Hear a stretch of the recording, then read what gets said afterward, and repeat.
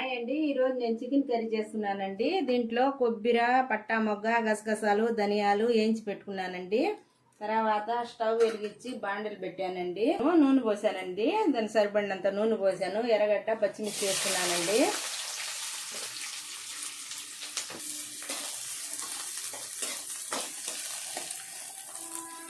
బాగా మగ్గిందండి. తర్వాత టమాటా వేసానండి,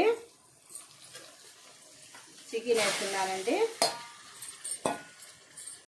కొంచెం ఉప్పు వేస్తున్నానండి, కొంచెం పసుపు పొడి వేస్తున్నానండి. ఎర్రగడ్డ టమాటాలో వేయాల్సింది పేస్ట్, అల్లం తెల్లగడ్డ పేస్ట్ మర్చిపోయానండి. దీంట్లో వేసినా పర్వాలేదండి. స్పూన్ వేసానండి. బాగా కలపాలండి. నీరంతా ఆవిరైపోవాలండి.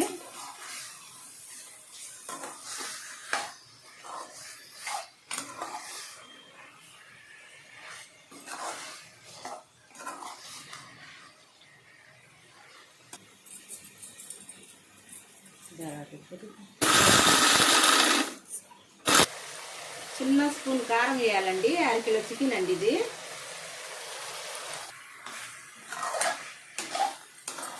సరిపడినంత వాటర్ పోసుకోవాలండి. కూర ఉడుకుతుంది కదండి, మసాలా వేస్తున్నానండి దీంట్లో.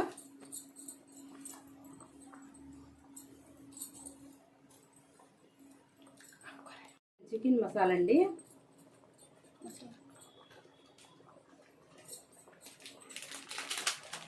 ధనియాల పొడి అండి,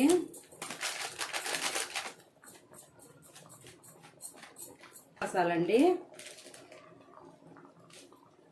చేదు వస్తుందండి గరం మసాలా మరింత వేస్తే.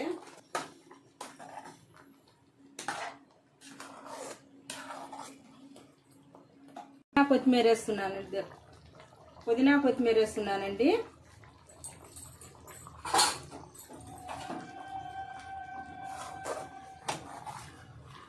పది 15 నిమిషాలు బాగా ఉడకాలండి ఇది.